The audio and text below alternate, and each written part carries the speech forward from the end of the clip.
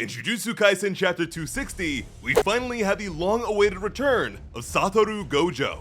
In place of his severed hand, Todo now sports a brand new mechanism against Sukuna. Both Yuji and Sukuna focus their attention on the spectacle. This is a little-known percussion instrument known as a vibroslap. By hitting the ball, the metal teeth inside the wooden box begin to move wildly to create a certain sound. Todo did so while looking at Sukuna. In doing so, all three of them shifted positions, but this was far more than just the usual boogie-woogie effect, which swiftly caught Sukuna's attention. With this replacement, Todo has altered the activation condition for his technique. Instead of being triggered by applause, it is now the hitting of the metal teeth on the wooden box. Because of this, the swapping technique can be activated about 50 times within the span of a single second. With that, the three sorcerers began swapping positions rapidly like roulette. While Yuji's expression remained focused, Sukuna and Todo grinned at one another. This is such a cool and utterly unique development of Todo's abilities.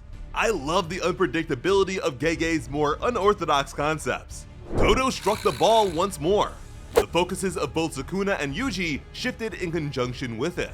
Yuji and Sukuna both prepared to hit one another as Todo's back remained facing the King of Curses. Then, once more, Todo struck his device. Todo kicked the king in the jaw, while Yuji delivered a mean blow to the abdomen. This was a frustrating development for the ancient sorcerer. Todo placed a binding vow onto himself. It limits the number of swaps to be proportional to the instrument's movements. Thanks to this, both his manipulation of multiple targets and the effective range have been expanded.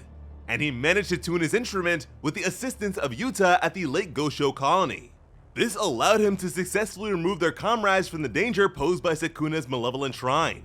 Sukuna looked like a demented gorilla between two suppressive zookeepers. As far as he was concerned, none of the other sorcerers could match Todo's self-centeredness. Because of that, he considered the guy to be the most troublesome. In fact, Todo had shown up when he least wanted him to. Sukuna leapt down to a lower portion of the newly made city ruins. Todo followed suit, while Yuji trailed behind. Todo shifted his mid-air positioning with their enemy and secured the more stable footing. From there, he prepared a kick to meet the monster as he fell. But before the blow could land, Sukuna shifted his trajectory and jumped elsewhere, shocking Todo. Todo realized that Sukuna was able to effectively double jump like a video game character. This was a concerning development, but the how of the matter didn't really matter for now, so long as he knows that the boss monster can do it. While Todo and Sukuna shifted, Yuji reeled back with his superhuman strength while holding something. Aiming with his one remaining eye, Yuji launched a high-speed piece of rubble that was now coated by his cursed energy. The object was hurled in Sukuna's direction, and in a fraction of a second, Todo hit the vibroslap with his knee and replaced the rock with a prepared Yuji. With both legs, the young sorcerer kicked Sukuna, pushing him back several feet. Using the fiend as a foothold, he proceeded to pummel his opponent with a barrage of angry fists. To stop it, Sukuna gripped the brat's face. With a sinister smile, he prepared to hurl him just like Yuji had thrown the rock. But Todo was prepared for this. He hit the vibroslap and changed their positioning. Both Sukuna and Yuji prepared to hit one another. Then Todo did it again, forcing Sukuna to miss and allowing Yuji's fist to crash into his exposed back. Then again, Yuji stood behind his adversary with grim intentions. The fighters were now locked in a three-man game that was effectively being orchestrated by Todo. Sukuna continued to smile as he recognized Todo's ability to swap things as much or as little as he wants with a single tap. That degree of regulation effectively made adapting to Boogie Woogie an impossible task. But even still, he was certain that there was a single instance in which he could read their timing without issue. Todo punched the ball.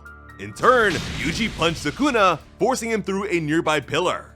This additional instability forced what remained of the structure to collapse as Sukuna skidded back. He could tell that Yuji's focus was becoming sharper by the second, but he still clung to the fact that he could anticipate a singular instance, and based on their movements, the time was now. From what he remembered of Yuji's prior interaction with Boogie Woogie, Sukuna was sure that they would be going for a feint. Reeling back with an infused fist, Sukuna prepared himself to strike at the opportune time. Yuji calmly prepared a fist of his own, which now surged with even more cursed energy than Sukuna's. Just then, something began to emerge from the thick billowing of dust and debris. One of Meimei's crows popped into place, much to the astonishment of Sukuna. He came to the realization that he misread the move, that Todo actually swapped in one of Meimei's crows. And what a devilish expression from Meimei indeed. Sukuna moved to correct his mistake. In return, Todo struck his device. Sukuna's kick annihilated the crow, while Yuji and Todo assumed more favorable positions. As the bird's fluid spilled in front of his widened eyes, Sukuna realized that Todo hadn't swapped them. The third-year student cheekily informed Sukuna that they had actually employed 3 entire layers to their ruse. Sukuna's eyes remained enlarged. Yuji struck the beast with yet another Black Flash attack. This substantial blow was then followed up by Yuji's vicious grip. Sukuna bled from his mouth, and Yuji looks like a bad man. He clutched onto the villain with nothing but malice written on his face. He released a billowing battle cry as he carved into Sukuna's flesh with his fingers. In response, Sukuna looked down towards his attacker with the hand sign he'd adopted from his fiercest opponent, as if to cheekily say, checkmate.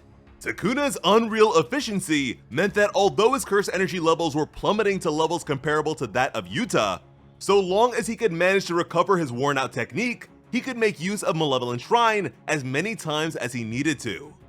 This was followed by the words, Domain Expansion. But something completely shifted Sukuna's attention away from Yuji. He turned towards a shrouded figure that stood amidst the smoke.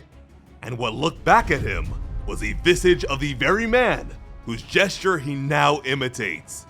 The man he struck down with his very own hands some time ago.